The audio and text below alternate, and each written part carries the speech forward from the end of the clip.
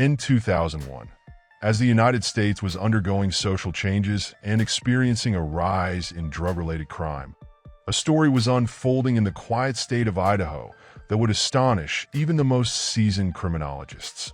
Nate Norman, a 19-year-old with a boyish face and a sincere smile, was living an ordinary life in the city of Coeur d'Alene. He worked at Pizza Hut, delivering pizzas around the neighborhood, and dreamed of escaping the monotony. His days were uneventful, and his only solace was hanging out with friends and fantasizing about a better life. His best friend, Christopher Topher Clark, was 9 years older. An avid hunter and fisherman, Topher was also looking for a way to change his fate.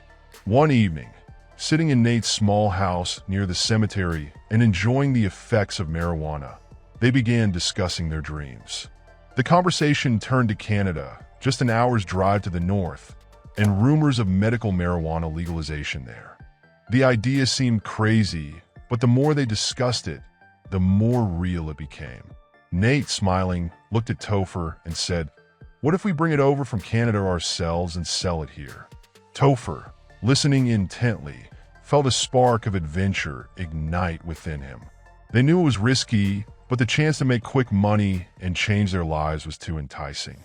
This realization made them consider new possibilities. The thought of the Canadian market and potential profits consumed their minds. However, they lacked startup capital. Topher suggested selling a salvage boat he had restored over the summer. They got $1,400 for it. This was the first step on the path to their new life.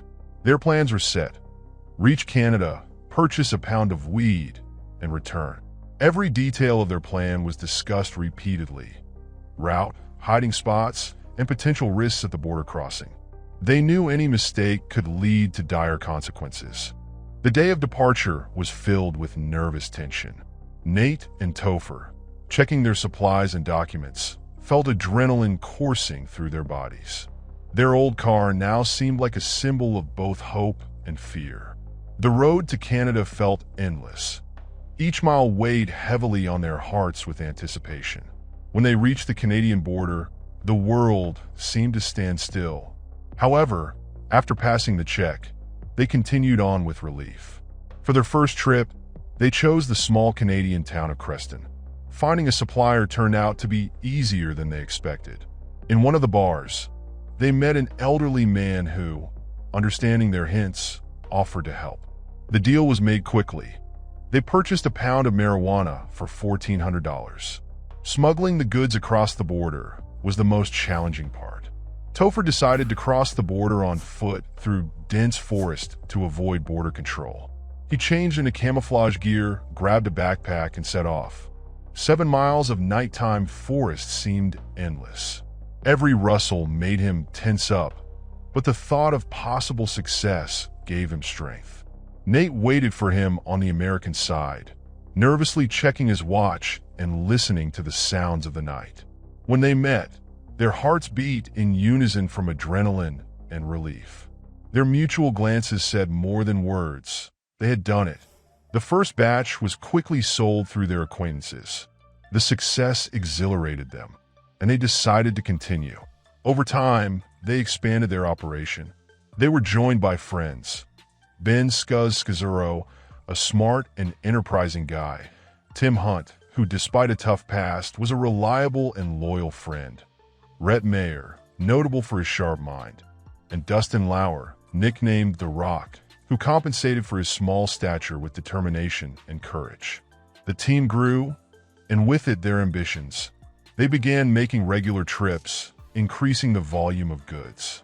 Money flowed like water, and they indulged in luxuries they could only have dreamed of before: expensive cars, lakefront homes, parties with exquisite treats.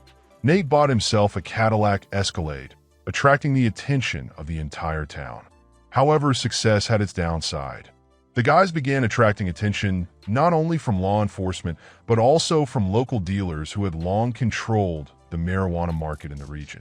One such competitor was Brendan Butler, nicknamed Wong, a young but already experienced dealer from the neighboring town of Hayden Lake. Brendan was a talented and ambitious individual. As a graduate of a prestigious school with excellent grades, he could have built a brilliant career in any field. However, he was drawn to the quick profits and power that the illegal business provided. He had created his own network for distributing marijuana and controlled a significant portion of the local market.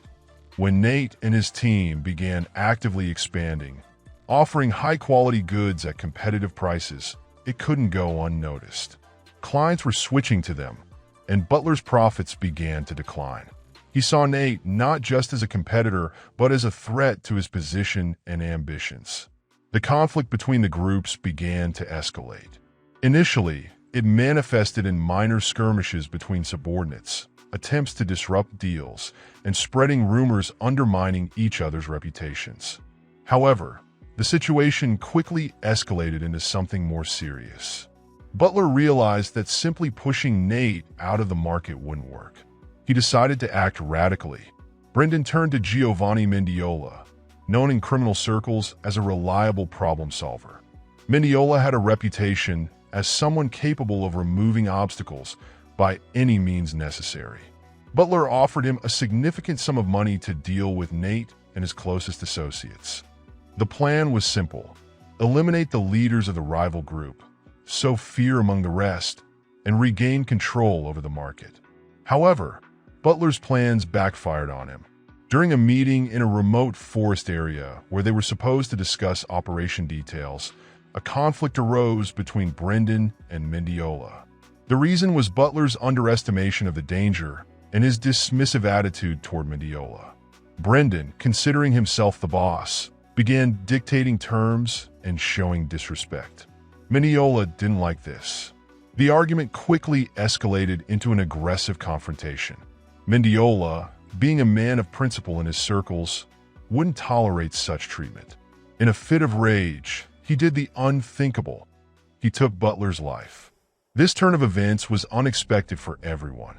Instead of eliminating his competitors, Butler became a victim of his own plan. After this, Mendiola and his accomplices took a large batch of marijuana from Brendan and disappeared. The murder of the young dealer couldn't go unnoticed. Sometime later, Butler's body was discovered by passersby. News of the murder quickly spread through the town, causing shock and fear among residents. This crime drew close attention from law enforcement. The police launched a large-scale investigation, trying to understand the reasons and find the culprits. During the investigation, details emerged about the illegal operations being conducted in the quiet town and its surroundings. Nate Norman's name and his team began appearing in reports and dossiers. Law enforcement realized they were dealing with a well-organized network of smugglers who operated boldly and confidently. Active surveillance of Nate's activities and his associates began. Phones were tapped, movements were tracked, connections were studied. Understanding that the case was becoming serious, the police enlisted federal agencies to assist in the investigation. For Nate and his team, the situation was becoming increasingly dangerous. They realized they were in the crosshairs not only of competitors, but also of the law. Some members began expressing concern, suggesting they temporarily halt operations or even leave town. But the momentum of success and the desire to keep going pushed them forward despite the risks. Nate understood that continuing operations could lead to catastrophic consequences for all team members. However, stopping was already difficult. The network was established, obligations to suppliers and clients existed, and big money continued to entice. Internal tension within the group grew. Distrust, fear, and awareness of possible consequences began affecting relationships among participants. The guys realized that the situation was spiraling out of control. They planned to move to San Diego to start a new life and leave the past behind. Nate even rented a luxurious house with an ocean view. However, time was not on their side. In April 2003, as they were preparing to leave town, the police conducted a series of raids. Many team members were arrested. Under the threat of harsh penalties, some agreed to cooperate with the investigation. The information they provided helped authorities reconstruct the full picture of events and gather the necessary evidence for prosecution. For Nate, this marked the end of his adventure.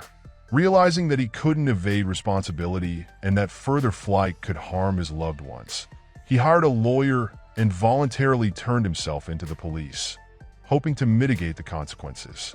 It was a difficult step, but perhaps the only right one in that situation. The court proceedings were long and complex. Nate was presented as the leader of a major criminal organization. It was a heavy blow for him, especially when he learned that many of his friends, to reduce their sentences, agreed to cooperate with the investigation. Nate had always considered friendship sacred and didn't expect such betrayal. He was sentenced to 12 years in prison. In jail, he reflected a lot on his life, on how the thirst for quick success led to his downfall. He realized that wealth and luxury were fleeting, and true values lie in family, friendship, and honest work. December 2013 marked a turning point. Nate, having served his sentence, left the prison walls. The fresh winter air seemed a symbol of freedom and new hope. Despite his difficult past, he didn't want to return to his old life. He returned to his hometown, where he opened a small business servicing heating and ventilation systems. Despite the skepticism of others, he proved he could change. His story became an example for many young people, showing that even after serious mistakes, one can find a path to redemption. Today, Nate Norman lives a quiet and modest life. He has restored relationships with his family, found new hobbies, and strives to help others avoid the mistakes he once made. His story is a reminder that the pursuit of easy money and quick success often leads to downfall, but everyone has a chance at a second life if they're willing to take responsibility and change their future.